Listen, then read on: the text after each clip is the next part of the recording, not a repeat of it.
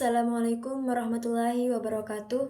Yang saya takdimi pengasuh Pondok Pesantren Zainul Hasan Genggong, Kiai Haji Muhammad Hasan Mutawakil Alallah SHMM. Yang saya hormati Rektor Universitas Islam Zainul Hasan Genggong, Bapak Dr. Aziz Wahab BAMAG.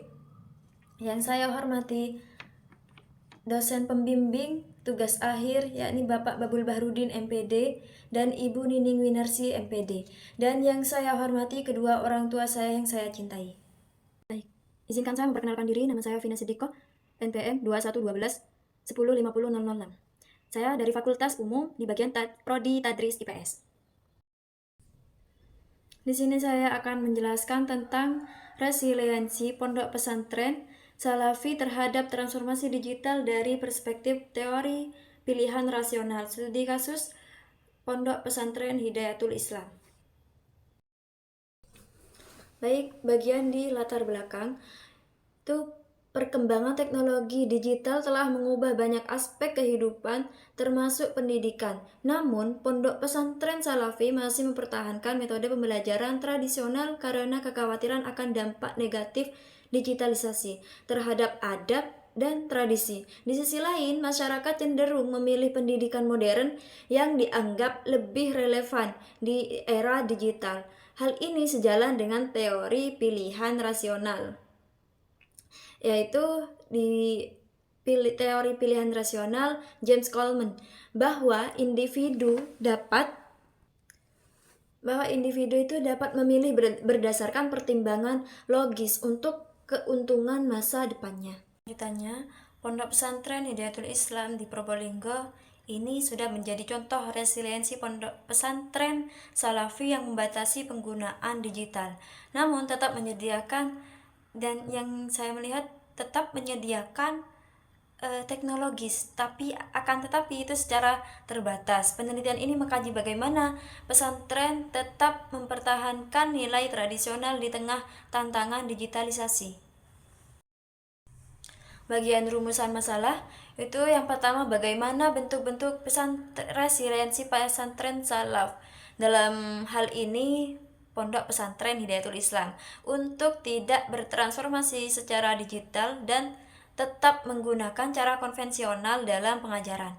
Yang kedua, bagaimana dampaknya resiliensi Pondok Pesantren Salaf itu dilihat dari perspektif teori pilihan rasional. Tujuan yang pertama itu untuk menganalisis bentuk-bentuk resiliensi pesantren salaf, dalam hal ini Pondok Pesantren Hidayatul Islam, untuk tidak bertransformasi secara digital dan tetap menggunakan cara konvensional dalam pengajarannya. Dan kedua, itu menganalisis dampak resiliensi Pondok Pesantren Salaf dilihat dari perspektif teori pilihan rasional. Dan manfaat penelitian ini, dalam manfaat teoritis itu penelitian ini memperkaya pemahaman tentang resiliensi pendidikan tradisional, khususnya pondok pesantren Salafi yang tetap memilih metode konvensional di tengah arus digitalisasi. Nah, dengan menggunakan teori pilihan rasional, penelitian ini menganalisis pengambilan keputusan pesantren secara rasional demi menjaga nilai budaya dan agama, serta memberikan wawasan baru dalam konteks pendidikan tradisional di era digital. Nah, manfaat praktis bagi masyarakat yang di sini yang pertama, bagi masyarakat itu menjelaskan alasan pesantren tetap konvensional dan mendorong apresiasi terhadap keberagaman metode pendidikan. Bagi pondok pesantren, itu membantu pesantren memahami pentingnya keseimbangan antara tradisi dan transformasi digital dalam pengambilan keputusan pendidikan. Nah, bagi pemerintah memberi dasar bagi kebijakan yang menghargai metode tradisional pesantren tentunya, serta mendorong dialog dan strategi inklusif dalam pengembangan pendidikan berbasis teknologi. Baik, dalam penelitian terdahulu itu yang dari Muhammad Saini 2024, judulnya pesantren dalam era digital antara tradisi dan transformasi. Poin pentingnya di dalam artikel yang ini, di digitalisasi bukan ancaman, tetapi peluang bagi pesantren untuk tetap relevan tanpa meninggalkan nilai tradisional. Nah, dan Khalid Junaidi 2023. Di sini judulnya itu dampak transformasi digital terhadap metode pengajaran di pondok pesantren Kampar. Tuh ya. Poin penting, digitalisasi membawa manfaat, namun tantangannya terletak pada keterbatasan infrastruktur dan kebutuhan di dalam pelatihannya. Dan Risma Eka Putri 2023 itu judul Era Digital Membangun Peradaban Baru dan Kebudayaan Pesantren. Nah, dalam poin pentingnya itu pesantren mulai berubah dan lebih terbuka terhadap digitalisasi, tapi tetap menjaga identitas budaya dan agamanya. Untuk bab 2, kajian teori. Yang pertama, konsep resiliensi. Resiliensi adalah kemampuan individu ataupun kelompok untuk bangkit dari tekanan atau peristiwa traumatis. Nah, resiliensi itu membantu seseorang menghadapi stres atau kesulitan dalam memilih seperti itu. Dan kedua, faktor-faktor pendukung resiliensi itu ada dukungan sosial, itu bantuan emosional dari keluarga atau teman, memperkuat daya tahan, meningkatkan rasa percaya diri, dan mempercepat pemulihan. Itu dalam dukungan sosial. Juga ada kemampuan di dalam faktor-faktor pendukung resiliensi ini, juga ada kemampuan mengelola emosi. Individu yang bisa mengendalikan stres dan emosi memiliki ketahanan lebih baik dalam menghadapi tantangan. Yang ketiga itu ada pola pikir positif. Optimisme membantu seorang bangkit dari kegagalan dan melihat kesulitan sebagai pelajaran untuk berkembang. Nah, yang terakhir itu kemampuan beradaptasi. Resiliensi membutuhkan fleksibilitas dan kemampuan untuk menyesuaikan diri terhadap perubahan agar tetap bertahan dan tumbuh. Nah, yang ketiga yang di PPT itu Pondok Pesantren Salafi. Nah, di situ Pondok Pesantren Salafi fokus pada ajaran Islam yang bersumber dari Al-Qur'an dan hadis sesuai pemahaman generasi salaf. Sistem pengajarannya tradisional menekankan pada kitab kuning. Nah, itu yang dimaksud dengan metode pembelajaran tradisional. Seperti itu. Yang ada poin-poin Pondok Pesantren Salafi ini, salah satunya nilai-nilai yang diajarkan dan kembali kepada Islam sejati, juga menjalankan syariat disiplin dan menjauhi penyimpangan ajaran. Nah, lanjut untuk transformasi digital. Yang nomor 4, transformasi digital. Itu pengertiannya transformasi digital sudah tidak asing lagi ya. Itu untuk mengubah cara manusia bekerja atau belajar dan berinteraksi dalam pendidikan. Apalagi untuk sekarang yang sudah serba digitalisasi ya, sudah serba digital. Nah, itu yang pengertian dari transformasi digital yang sudah tidak asing. Sekarang transformasi digital dalam pendidikan Pondok Pesantren Salaf. Nah, di situ digitalisasi itu menghadapi tantangan seperti ketimpangan akses teknologi dan keterbatasan infrastruktur.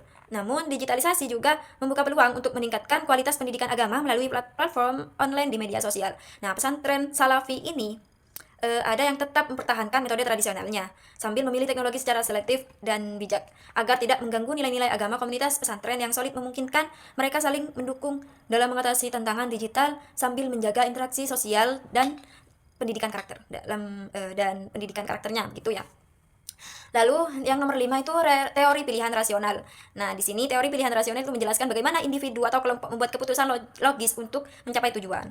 Itu dari James Coleman menyatakan bahwa tindakan rasional itu didasarkan pada preferensi, informasi serta pertimbangan biaya ataupun manfaatnya. Prinsip dasarnya dari James Coleman ini preferensi yang jelas dan konsisten. Yang kedua itu informasi memadai. Yang ketiga tindakan logis. Yang keempat perbandingan alternatif itu berdasarkan biaya dan manfaatnya. Nah, yang terakhir relevansi teori pilihan rasional dan transformasi digital. Nah, teori ini sudah dalam era digital karena individu dan organisasi menggunakan analisis rasional untuk memilih teknologi yang meningkatkan efisiensi dan produktivitas. Dalam konteks pesantren yang keputusan menggunakan sistem digital dilakukan setelah menimbang manfaat dan biayanya demi meningkatkan pengelolaan administrasi dan pembelajaran itu teori. Nah, teori ini menekankan pentingnya keputusan logis dan efektif dalam menghadapi berbagai pilihan teknologi yang tersedia. Seperti itu. Dan kita lanjut slide berikutnya. Baik, seperti di sekarang bagian kerangka konseptual ya, tetap masih di bab 2, itu ada gambar.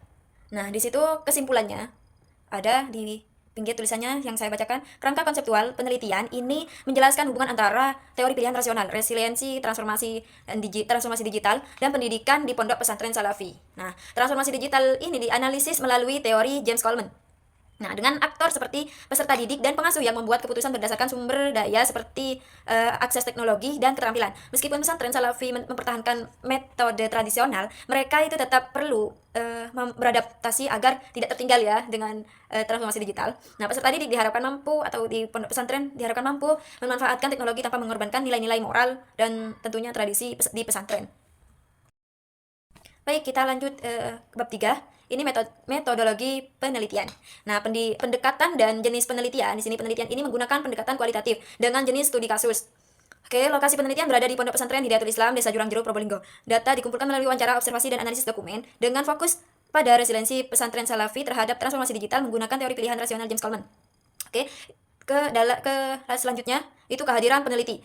Peneliti hadir langsung di lapangan untuk mengamati berinteraksi dan mengumpulkan data secara langsung. Kehadiran disesuaikan dengan jadwal dan izin pesantren guna memperoleh gambaran yang akurat tentang respon pondok pesantren tentunya ya terhadap digitalisasi. Oke, metode lagi penelitian dari sumber data penelitian itu peristiwa lapangan, informasi dan dokumentasi. Peneliti mengamati aktivitas masyarakat dan pondok pesantren dalam menyikapi transformasi digital serta bentuk resiliensinya. Informan dipilih secara berproses sampling, itu terdiri dari pengasuh pondok pesantren, guru atau ustadzah atau ustadz ya. Lalu dan masyarakat sekitar. Dokumentasi diperoleh dari catatan foto pemahaman terhadap kehidupan dan tradisi pesantren Salafi di era digital. Nah, selanjutnya itu teknik pengumpulan data. Teknik analisis data dalam penelitian ini mengacu pada model Millers dan Huberman yang terdiri dari 4 tahap. Yang pertama pengumpulan data, kondensasi data, dan penyajian data dan penarikan kesimpulan. Nah, data dikumpulkan melalui observasi diwawancara, lalu disaring dan dipilih untuk disusun secara sistematis. Penyajian data dilakukan dalam bentuk naratif atau visual untuk memudahkan analisis. Kesimpulan ditarik secara bertahap sejak awal. Nah, lalu diverifikasi melalui tujuan ulang, pemeriksaan catatan diskusi dengan sejawat dan langkah pendukung lainnya agar hasil penelitian benar-benar valid. Baik, di sini metodologi penelitian. Pengecekan keabsahan data. Keabsahan data dalam penelitian ini diperoleh melalui teknik triangulasi, yaitu triangulasi sumber dan teori. Nah, triangulasi sumber ini dilakukan dengan memverifikasi data dari berbagai informan untuk memastikan kebenaran informasi, sementara triangulasi teori itu digunakan untuk membandingkan hasil temuan dengan teori yang relevan. Dalam hal ini, teori pilihan rasional guna menghindari bias dan memperkuat analisis. Ini ya, teknik ini melibatkan pengecekan data dari wawancara, observasi, dan dokumentasi untuk meningkatkan validitas dan reliabilitas data serta memahami resiliensi pondok pesantren Salafi terhadap transformasi digital secara lebih mendalam. Baik, yang tadi sudah termasuk slide terakhir. Sekian dan terima kasih. Wassalamualaikum warahmatullahi wabarakatuh.